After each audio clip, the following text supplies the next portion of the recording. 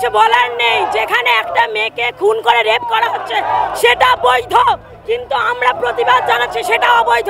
এটা কিরকম সরকার? যদি আপনারা ন্যায় না দিতে পারেন, বিচার না দিতে পারেন, তাহলে গদি ছাড়ুন। সেই গদিতে বসার কোনো অধিকার আপনার নেই।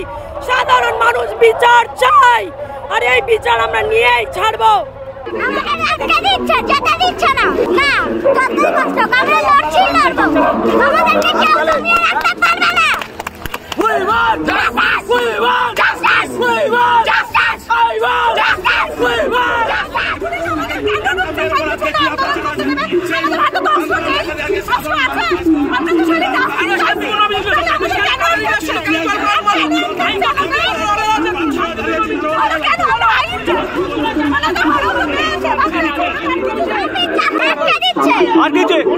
আমাদের দাবি একটাই যে উনি যেইভাবে ওই মেয়েটার দর ঠিক করে দিয়েছিলেন, আমরা শুধু এইটুকু জানতে চাই যে ওনার দর কত।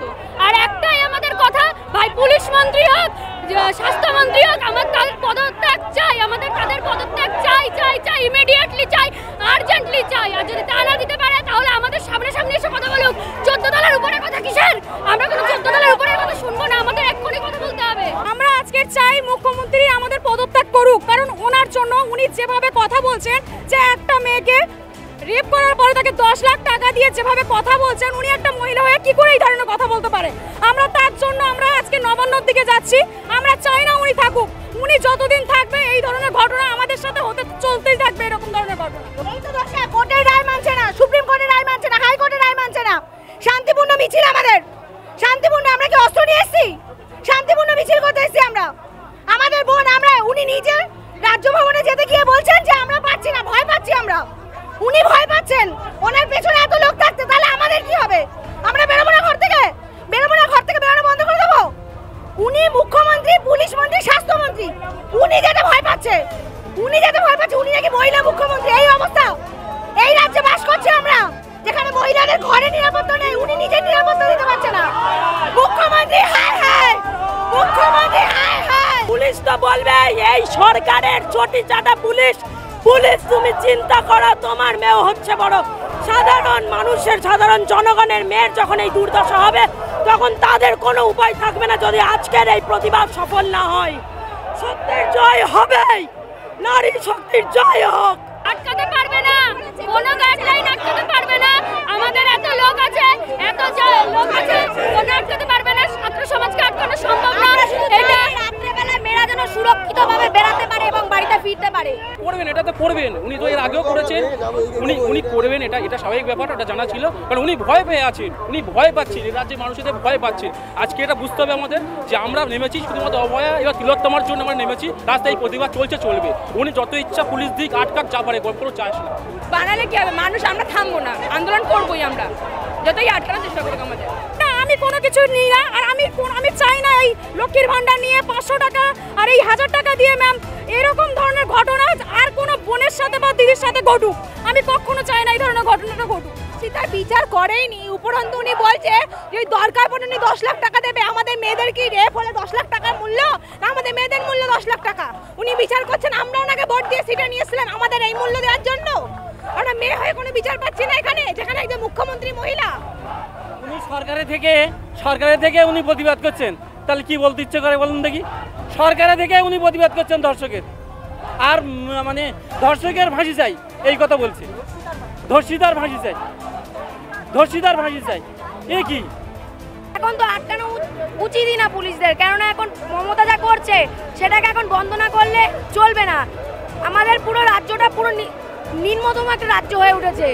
এটাকে এখন ঠিক না করলে আমাদের ছাত্র সমাজের কখনো উন্নতি হবে না। ঠিক আছে, আমরা তো কোনো অশান্তি করবো না, আমরা শান্তিপূর্ণ আন্দোলন করছি। ওরা কার্ড দিয়েছে, ওনারা মমতা ব্যানার্জি সেফটির জন্য কার্ড দিয়েছে, কিন্তু আমরা কোনো ক্ষতি করতে যাচ্ছি না। আমাদের দাবি একটাই যে আপনি হয় আমাদের বিচার দিন, হয় সুরক্ষা দিন, নয় পদত্যাগ করুন। পদত্যাগটা এমনি এমনি বলা হচ্ছে না, কোনো রাজনৈতিক নয়। আমাদের সেফটি দিতে পারেননি বলে পদত্যাগের কথাটা বলা হয়েছে। স্বাস্থ্য, সুরক্ষা, খাদ্য, বাসস্থান, এর বেশি মানুষ কিছু চায় না। কিন্তু মানুষকে সব কিছু থেকেই বঞ্চিত করেছে এই সরকার। আমরা কিচ্ছু বলার নেই, এসেছি এইভাবে টিয়ার গ্যাস ছুটে আমরা তো সবাই অর্ধেকজন তো পারছি না, সবাইকে অসুস্থ করে দিয়েছে। এখানে বলার কিছু নেই, কাউ কিছু চাইনি। একটা কর্মরত ডাক্তার নিজে কাজ করতে করতে রেস্ট রুমে গিয়ে এভাবে রেপ হয়ে মারা গেছে, আমরা তার জাস্টিস চেয়েছি।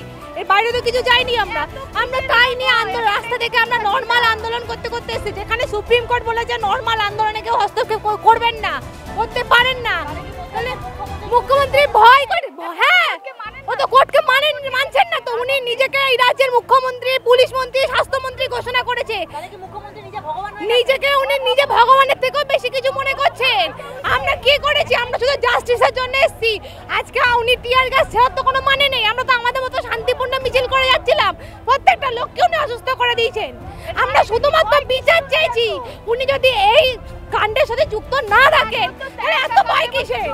থাকি না, এর আগে উনি প্রচুরবার বলেছেন চোরদের সাথে থাকি না, এর সাথে থাকবো না, তার সাথে থাকবো না। এখন এই চোরদের নিয়ে বসবাস করছেন, চোর, খুনি, ধর্ষক সবাইকে নিয়ে। পশ্চিমবাংলার একজন মহিলা মুখ্যমন্ত্রী, সেখানে মহিলারা ধর্ষিত হয়, সেখানে মহিলাদের সুরক্ষা নেই। আজ যখন আমরা এসেছিলাম সেই সময় পুলিশ ওখান থেকে অ্যানাউন্সমেন্ট করছিল যে আপনারা প্রতিবাদ মিছিল করবেন, আমরা কিছু করব না। কিন্তু আমরা দেখলাম যে কিভাবে আমাদের উপর অত্যাচার করা হলো, কিভাবে টিআরপি গ্যাস ছুটছে, কিভাবে জল কামান দিয়ে আটকাচ্ছে। কিসের ভয়? এই বাংলার মুখ্যমন্ত্রী বাংলার মানুষ এনেছিল, সেই বাংলার মানুষ, মহিলারা আজ নির্যাতিত হচ্ছে, তার প্রতিবাদে গোটা পশ্চিমবঙ্গ নয় ভারতবর্ষ রাস্তায় নেমেছে। মাননীয়ার এতটা ভয় যে তাদের সাথে একবার কথা বলবে বা তাদের সেই প্রতিবাদটাকে সমর্থন করবে, সেই ক্ষমতা মাননীয়ার নেই। কারণ এই দুষ্কৃতীদের সাথে মাননীয়া জড়িত। যেভাবে আরজি করের ঘটনাটাকে লোপাট করা হয়েছে সমস্ত প্রমাণ, তার সাথে দাবি জানাচ্ছে এই বাংলার মুখ্যমন্ত্রী সেই নির্মম মমতা জড়িত আছে।